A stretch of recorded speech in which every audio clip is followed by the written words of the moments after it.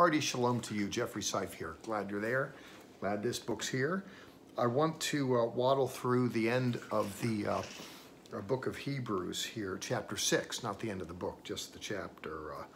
The beginning of it all is somewhat horrifying or scary, with the author giving voice to the fact that,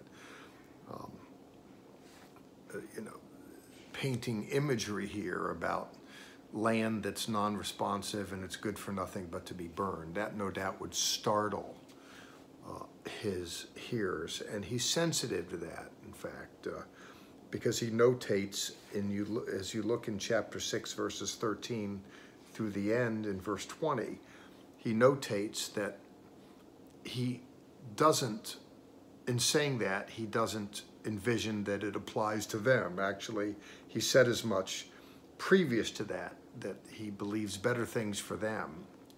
But he goes on to give voice to something that I think is so very important, because people can become so very afraid.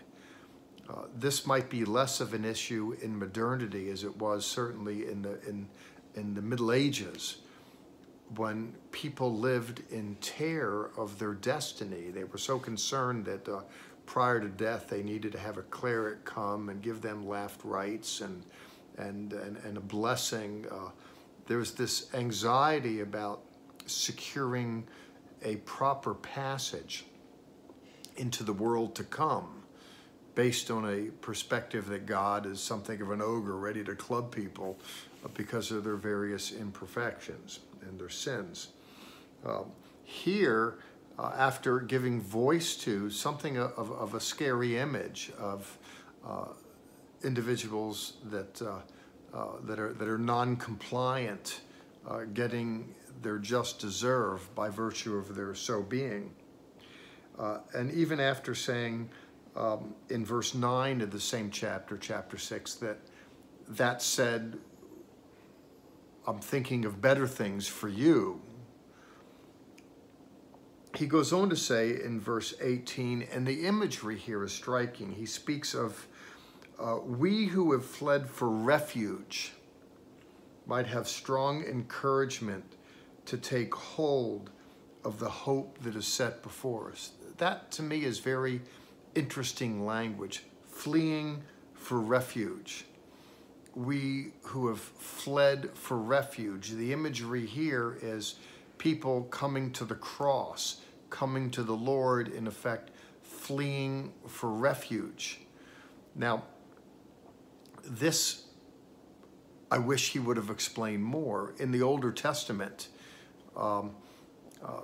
individuals that were guilty of an offense, and there would be someone coming after them to get retribution for something done accidentally, not intentionally. They accidentally hurt, they murdered someone, they killed someone accidentally. They're knocking with a hammer, the hammer head comes off, conks someone in the head, and they die. Well, someone could come after them. They had these cities of refuge, a place to go to where they wouldn't be hurt. It's kind of like baseball. You're on first base, second base, they can't tag you out. When I think of fleeing for refuge, it certainly has currency in the modern economy of things. In Texas, I think of people coming over here into the New World looking to build a better life than what they could find for themselves in Central and South America. It's quite an issue. People flee for refuge.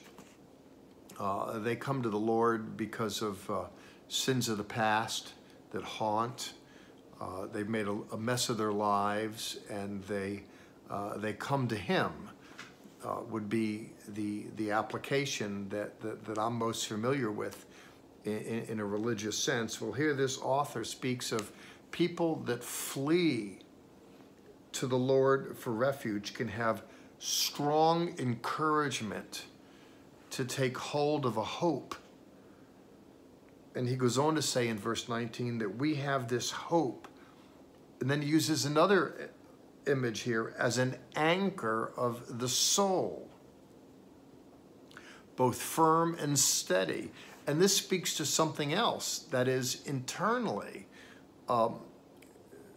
People live with what can I say, neurotic tendencies, you know, just anxious and fearful and fretful about the outcome of their life, about their destiny with the Lord. Here, those who lay hold of him, he describes this as an anchor of the soul.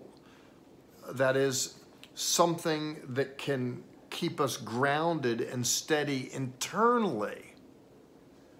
People don't talk about their souls, they talk about their body, how they're feeling today. You know, they have a sense of how they look. People talk about their material possessions, oh, the new house, the new car. People talk about the kids. All good with all the above, but people don't give voice to the soul. And the soul harks to that which is interior to us, that can prompt us to do the things that we do, that are noted exterior to us. Well, here, there's something about laying hold of Jesus, according to this author, in verse 19, that is an anchor for the soul. And it's with this in mind that I think for those that argue, you know, by virtue of coming to the Lord, there's a kind of security there that we're not going to be snatched out of the Father's hand, to use other New Testament language, that, you know, when we signed up to be Christian, to walk with Yeshua, call it whatever you will, I mean, the good Lord knew what he was getting in for when he gave us a membership card. I mention that because in the in the Bible, it's very apparent. The good Lord, you haven't read 5 minutes into the Bible, you realize this thing's really super duper messed up. I mean, he knows that he's dealing with humanity. But even with that, by virtue of our coming to him, with him, that is with his Savior, with the Messiah, the Savior he sent to us, that we can have an anchor of the soul. Boy, that's great news. Something firm and steady. He's embellishing it further for rhetorical purposes to make the point. And then he gives a theological gloss saying that this one who we hope in has entered the inner place behind the curtain. Now here he's harking to something else, but the images that are rolling out are rich here. But now he's going to a theological point, harking to the temple complex, with the high priest goes in to God's presence and makes, he's offered up a sacrifice for sins, and he comes with the blood. Now Jesus is in effect both the high priest and the sacrifice, to use the way theologically Calvary is described. But he goes in there for us, mindful of us, providing a remedy for us. And then we're told in verse 20, Yeshua, Jesus, has entered as a forerunner on our behalf. That is, he's gone before us. That is, we're going to follow. And then he notes that he is a Kohen Gadol, a high priest forever.